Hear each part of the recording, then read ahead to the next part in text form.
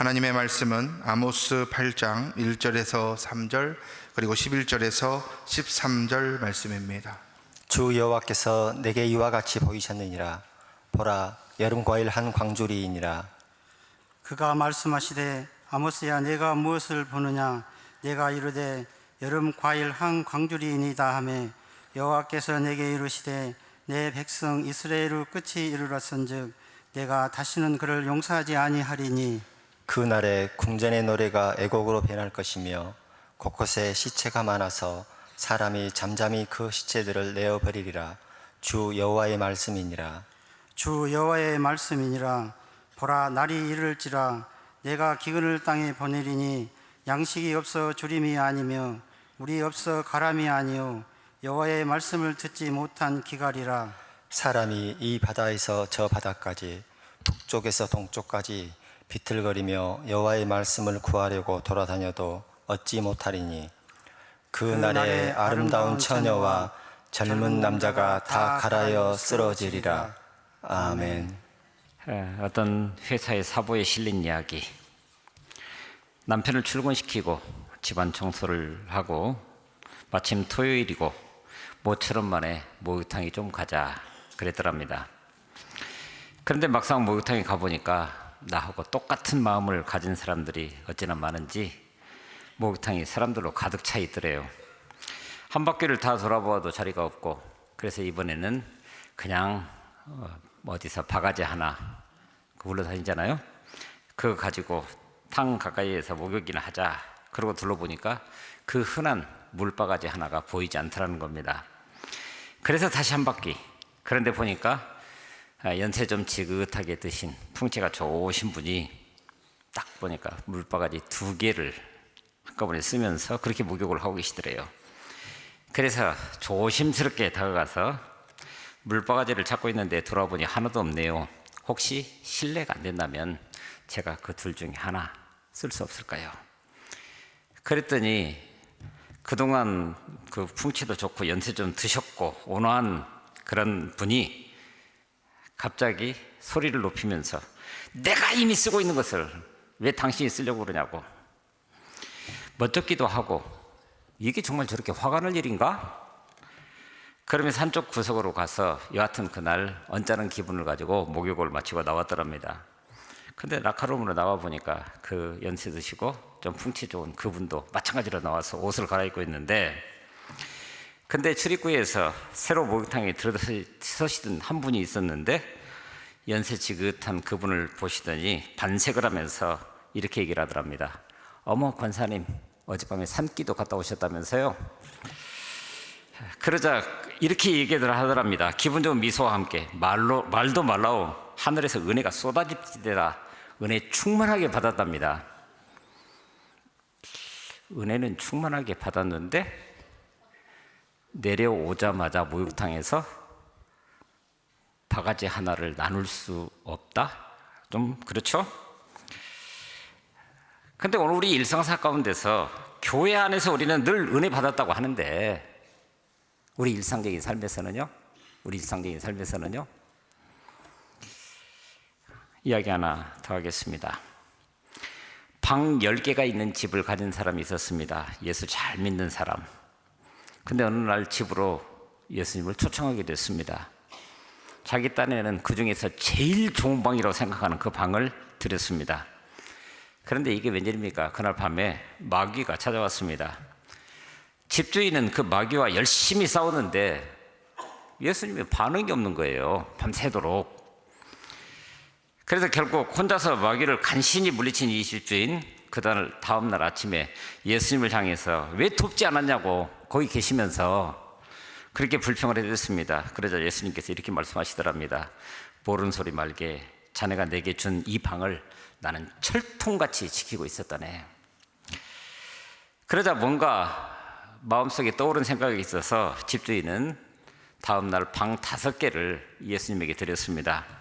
이 정도면 많이 드렸다 싶은 그런 마음을 가지고.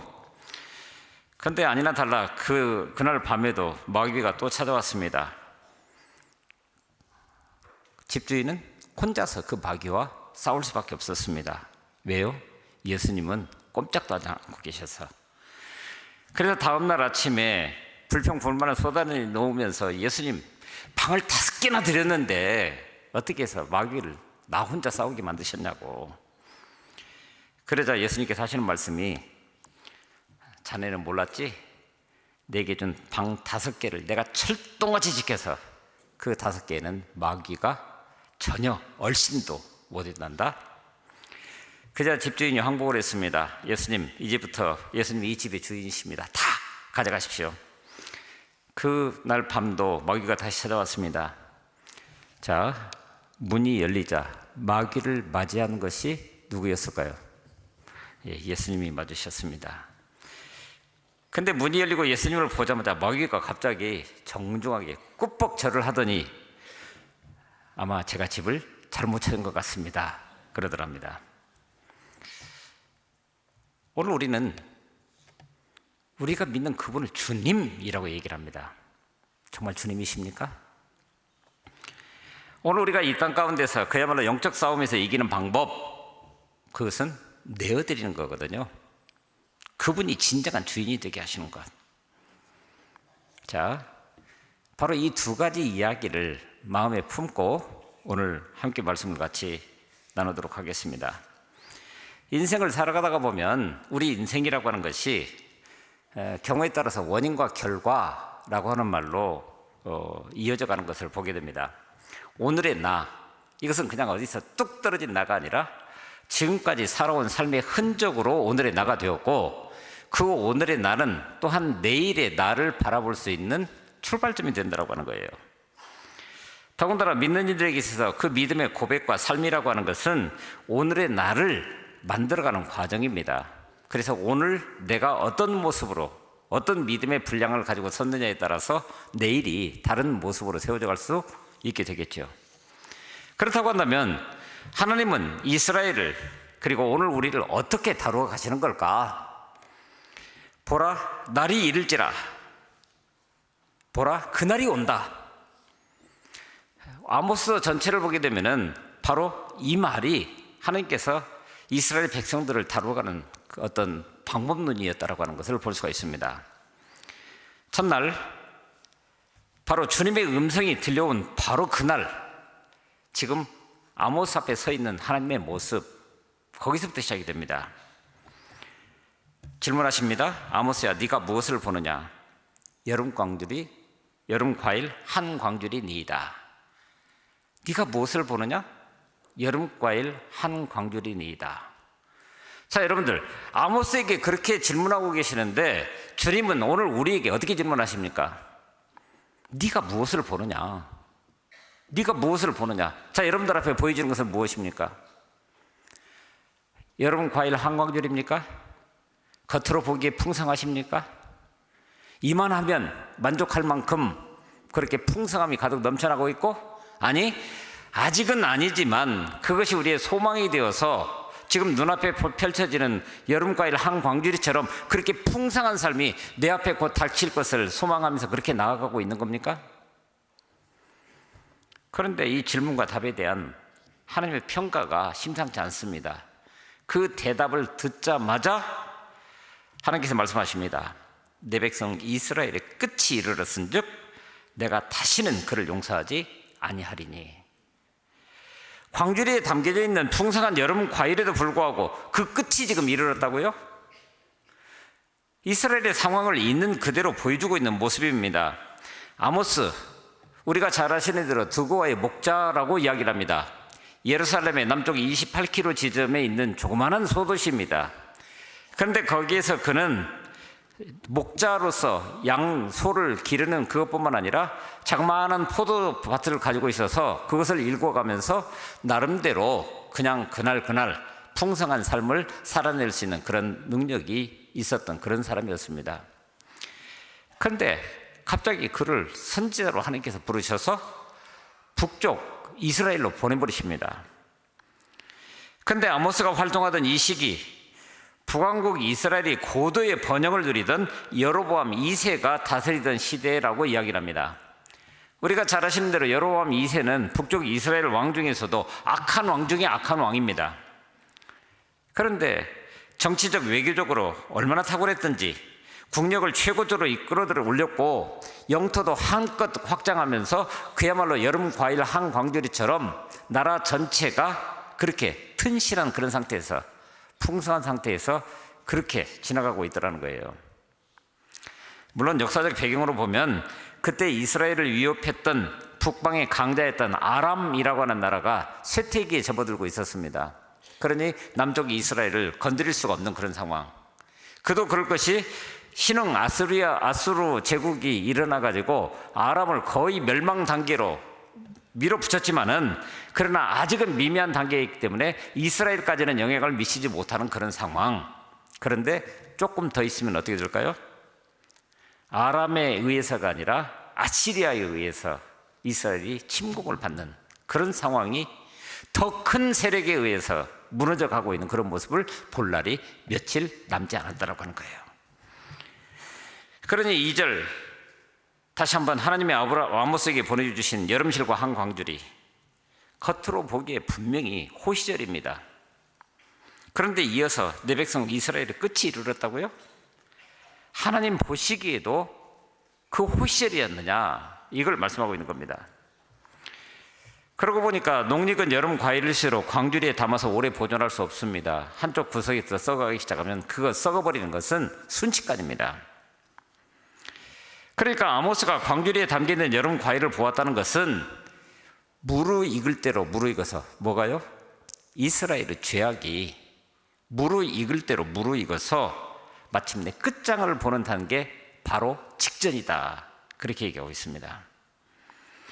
썩은 것은 다시 회복할 수 없듯이 이스라엘의 부패는 다시 돌이킬 수 없는 그런 상태까지 갔다라고 하는 겁니다. 더군다나 계절이 정반대인 우리나라와 달리 여름실과의 추수라고 하는 것은 마지막 추수입니다. 더 이상 이제 다음 봄이 돼서 씨를 뿌릴 때까지 아무것도 거둘 수 없는 그런 상황, 끝이라는 얘기예요. 마지막. 그러고 보니까 히브리어로 여름 과일은 카이츠라고 하는 단어를 쓰고 끝은 캐치라고 하는 단어를 씁니다. 근데 모음자는 둘 다 똑같아요.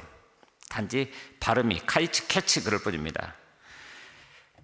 그러니까 카이츠, 즉 여름 과일이라는 말로 캐치, 즉 끝을 암시하고 있는 셈입니다. 일종의 언어 유희라고 하는 그런 방식을 통해서 이스라엘에게 마지막 경고를 지금 하고 있는 겁니다. 보십시오. 이러한 이스라엘의 끝을 아모스는 하나님께서 주신 말씀 그대로 8절에서 이렇게 표현합니다. 이로 말미암아 땅이 떨지 않겠으며 그 가운데 모든 주민이 애통하지 않겠느냐. 온 땅이 강에 넘침같이 솟아오르며 애굽 강같이 뛰놀다가 낮아지리라. 땅이 어떻게 된다고요? 갑자기 불쑥 올라갔다가 확 주저앉고 이런 일들을 반복한다는 거예요.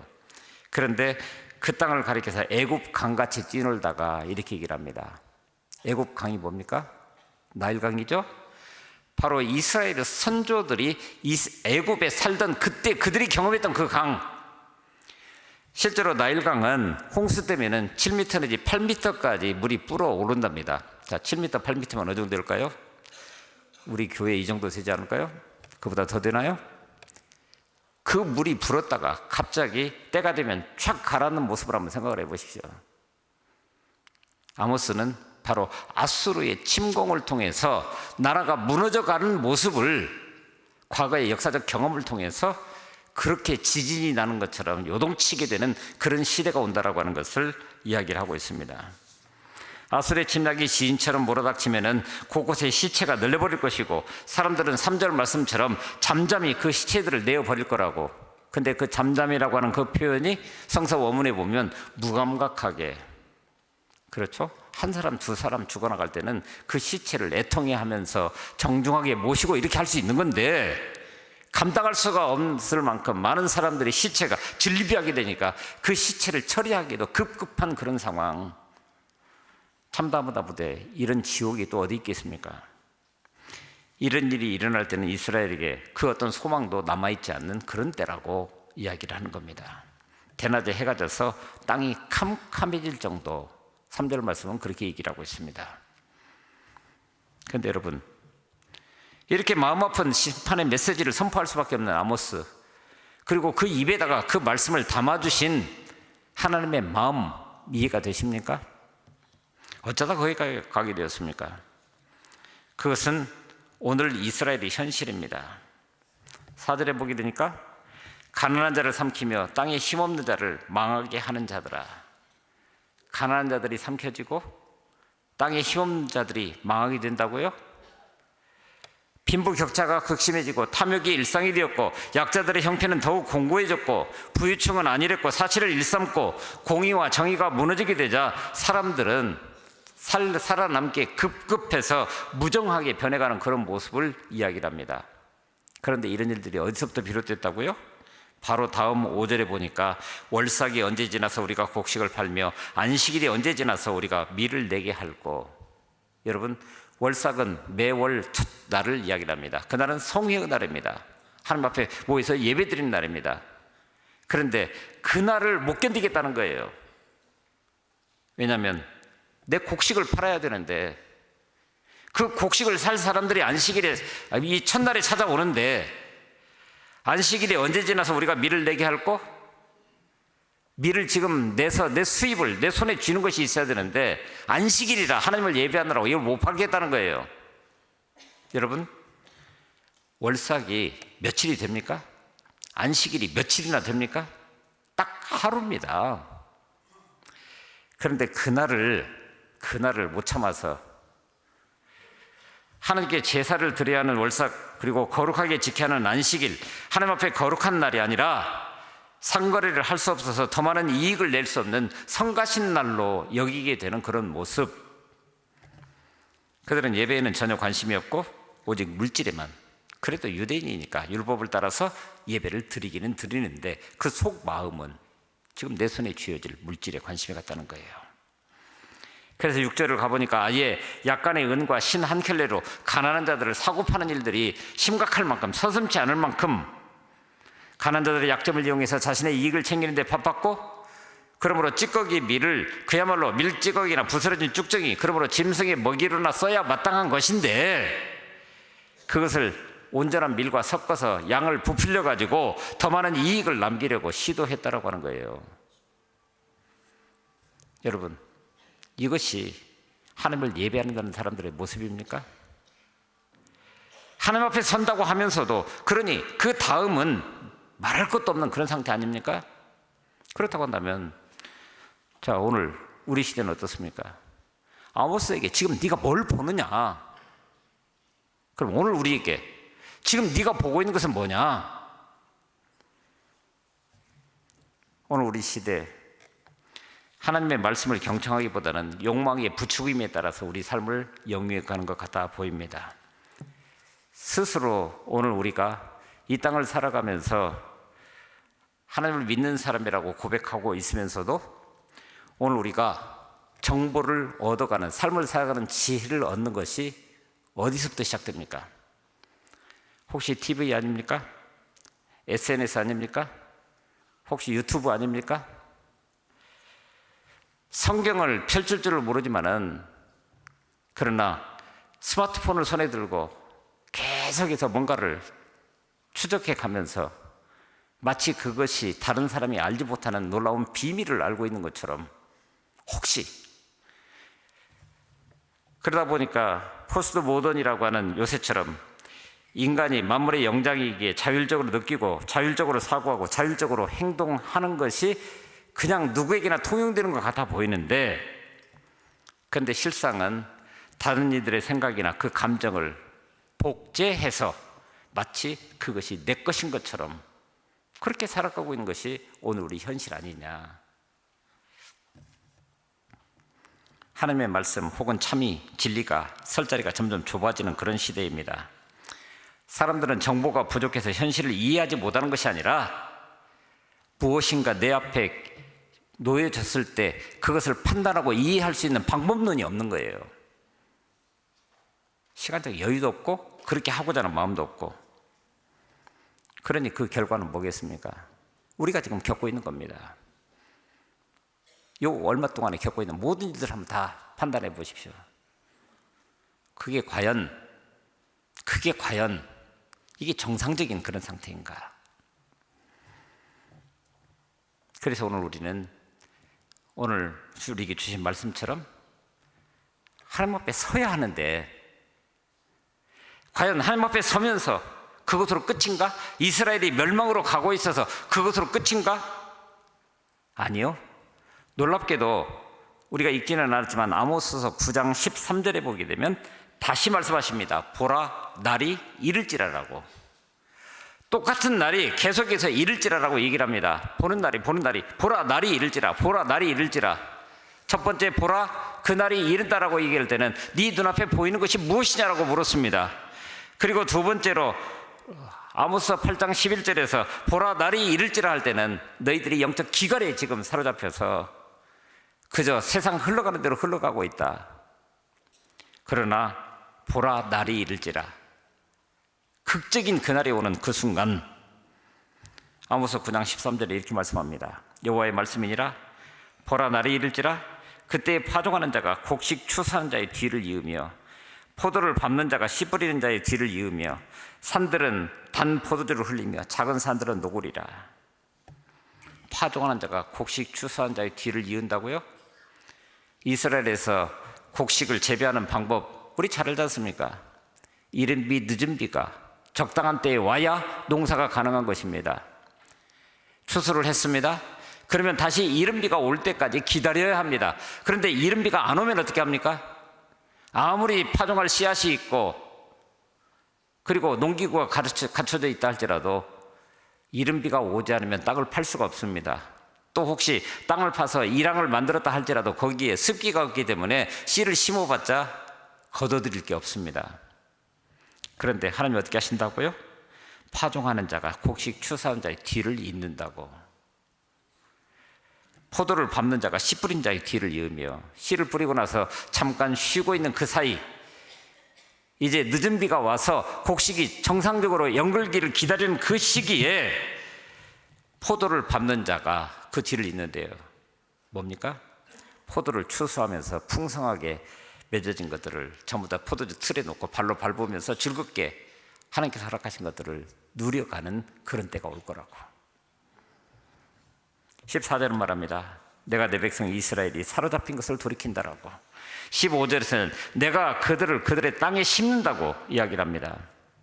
이것은 하나님의 치유와 회복입니다. 결국 아모스를 통해서 주시는 하나님의 마음은 이것입니다. 네 눈에 보이는 게 뭐냐? 여름과일 한 광줄이 좋지? 풍성하지? 그런데 그렇게 사는 게 정말 니들이 생각하는 복이니? 그렇게 믿고 그렇게 살다 보면 그 결과는 뻔한데 우리가 봤던 것처럼 그러면서 말씀하시는 것이 너의 하나님이라고 하는 내가 제시하는 복은 이거다라고 아모스 9장에서 이야기를 하고 있는 거예요. 이것이 바로 보라, 날이 이른다. 3번이나 그날이 온다라는 말씀으로 도전하고 있는 거예요. 보라는 거예요. 정직하게 현실을 바라보면서 과연 하나님이 원하시는 것이 뭐고, 그래서 오늘 우리의 미래가 어떤 방향으로 가야 하나님의 뜻에 합당하게 이 땅 가운데 정말 주시고자 하는 놀라운 복으로 가득한 그런 날이 올 것인지. 그런 의미에서 오늘 우리에게 요구되는 그날을 제대로 맞이하기 위해서는 역설적으로 하나님께서 보라, 날이 이르리니 하면서 멸망을 선포했던 바로 그 본문으로 돌아가 보아야 한다고 하는 거예요. 11절 볼까요? 제가 좀 쉬운 성경을 읽어드립니다. 그날이 온다. 나 주 하나님이 하는 말이다. 내가 이 땅에 기근을 보내겠다. 사람들이 배고파 하겠지만 그것은 밥이 없어서 겪는 배고픔이 아니다. 사람들이 목말라 하겠지만 그것은 물이 없어서 겪는 목마름이 아니다. 주의 말씀을 듣지 못해서 사람들이 굶주리고 목말라 할 것이다 라고 얘기를 합니다. 배 터지게 먹는 것 같은데도 배가 고프고 몇 시간 물을 꼬박꼬박 마시는데 목이 마른 상황, 그렇다고 한다면 이런 일들이 우리 가운데 있다고 한다면 뭔가 병적인 징후가 우리 가운데 있는 거예요. 그렇지 않습니까? 이스라엘은 그것을 자신의 역사를 통해서 다 배워왔습니다.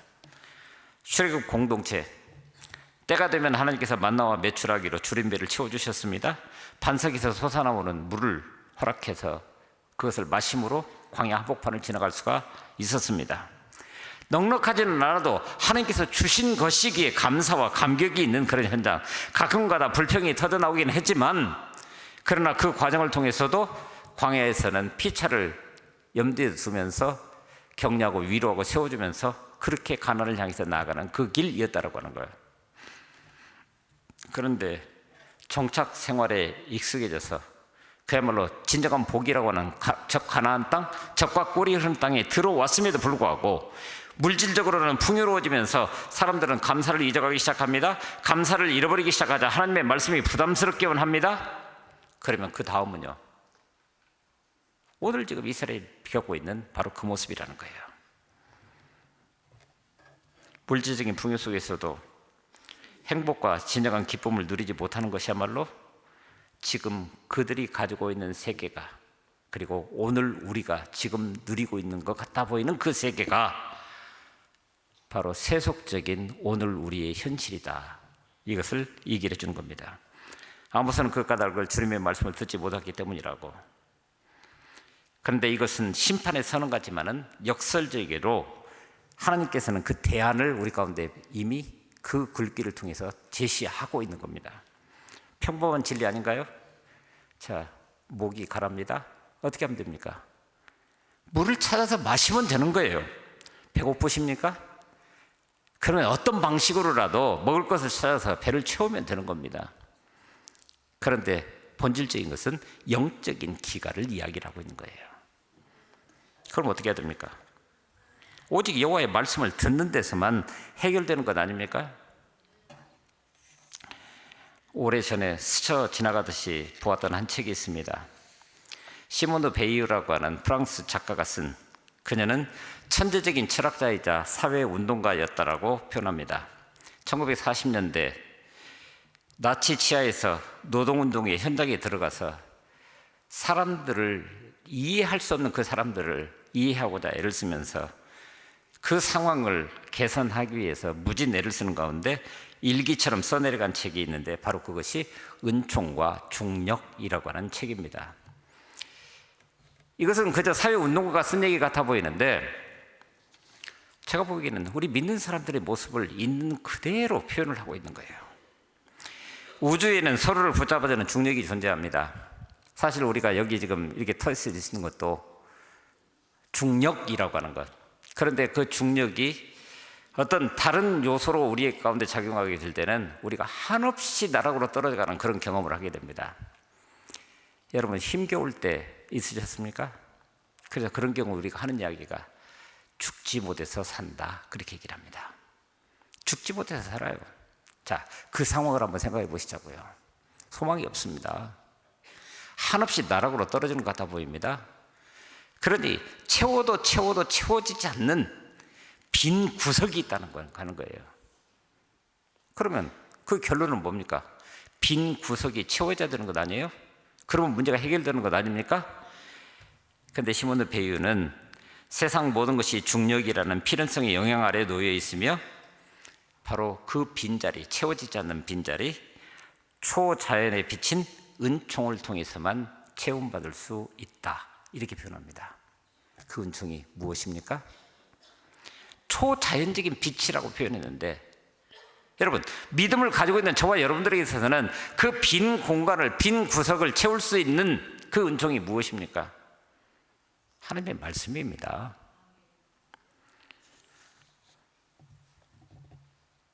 잡아당기는 중력의 힘 속에서도 오늘 우리는 예외를 보죠. 작은 씨앗이 햇빛을 받아서 싹을 틔웁니다. 파란 싹이 올라올 때 그 느낌, 그리고 그것이 자라나면서 광합성을 하고 하늘 높이 자라서 열매를 맺는 생명력이 등장하게 될 때, 오늘 우리는 나락으로 빠져서 한없이 수월의 경지에까지 내려가는 것 같아 보이는데 거기서 뚫고 올라오면서 하늘을 향해서 올라가는 푸르름, 그게 바로 시몬드 베이유가 말했던 은총인 거예요. 빈자리를 만들어내는 데 있다. 그 빈자리, 곧 양식이 없어 주림이 아니요 물이 없어 가람이 아니라 여호와의 말씀을 듣지 못한 기갈로 인해서 생겨난 그 빈자리, 그 빈자리를 무엇인가로 채울 수 있을 때 우리 인생은 풍족해질 수밖에 없다는 거예요. 사랑하는 성도 여러분, 오늘 우리에게 하나님의 말씀을 듣지 못한 기갈 있으십니까? 아니, 제가 보기에는 듣지 않음으로 해서 오는 기갈입니다. 하나님의 말씀을 하나님의 말씀으로 듣지 않으므로 말씀의 기갈, 영적인 기갈이 왔습니다. 말씀이란 믿음으로 받으면 하나님의 말씀이지만 그렇지 않으면 말만 무성하거나 잔소리가 될 수밖에 없는 것이 바로 하나님의 말씀입니다. 그래서 팀 켈러 목사님, 뉴욕 맨하탄에서 리디머 처치라고 하는 교회를 지금 계속해서 목회하고 있는데, 이분이 하버드, 예일 그 대학생들에게 최고의 목사님으로 꼽힐 만큼 깊은 영향력을 가지고 있는 그런 분이십니다. 그런데 묵상이라고 하는 책을 썼는데 그 책에서 이런 이야기를 합니다. 습관적으로 하나님께 돌아가서, 보십시오, 습관적으로 누구에게? 하나님께로 돌아가서. 자, 여러분들이 지금 서 있는 곳이 어디입니까? 지금 서 있는 자리에서 우리가 보고 있는 것이 무엇입니까? 여름과일 한광줄이 아닌가요? 겉으로 보기에는 탐스럽고 모든 것이 호시절인 것 같고, 그런데 여름과일 한광줄이 그거 사라지는 것 일도 아닙니다. 결핍이 시작됩니다. 채워질 것이 없어요. 빈자리는 있는데. 그래서 그분에게 돌아가서 피난처를 구하는 행위야말로 내 삶을 지탱하는 유일한 버팀목이다, 이런 얘기를 했습니다. 참 귀한 말입니다. 여러분들의 피난처를 어디서 찾으시겠습니까? 어디에서 우리 삶의 빈자리를 채울 수 있는 하늘의 은총을 간직할 수 있겠습니까? 우리가 세상을 보는 기준은 그래서 예수 그리스도의 마음이어야 됩니다. 말씀 그 자체로 이 땅 가운데 오신 그분, 그래서 그 마음에 깊이 우리는 뿌리를 내릴 수 있어야 됩니다. 그래야 흔들리지 않을 수 있습니다. 창세기에 보면은 태초에 하나님이 천지를 창조하시니라 그러면서 거기서 말합니다. 공허와 혼돈과 흑암이 거기에 가득했다라고 얘기를 합니다. 이게 오늘 우리가 현재 살아가고 있는 삶의 모습입니다. 근데 놀랍게도 하나님의 영이 그 수면 위에 운행하시더라. 바로 공허와 혼돈과 흑암을 온전케 할 수 있는 하나님의 영이 오늘 우리 가운데 말씀으로 임하고 계시다라고 하는 겁니다. 그러므로 그 말씀이 내 결핍의 그 자리, 중력에 이끌려서 나 스스로 한없이 채우고자 하는 그 자리, 거기에 하나님의 은총으로 가득할 수 있을 때, 곧 하나님의 말씀으로 채워질 수 있을 때 오늘 우리 삶이 아름다운 미래를 향해서 나아가는 귀한 은혜가 함께할 줄로 믿습니다. 다시 한번 습관적으로 하나님께 돌아가서 하나님의 말씀으로 돌아가서 피난처를 구하는 행위야말로 우리의 삶을 지탱하는 유일한 버팀목입니다.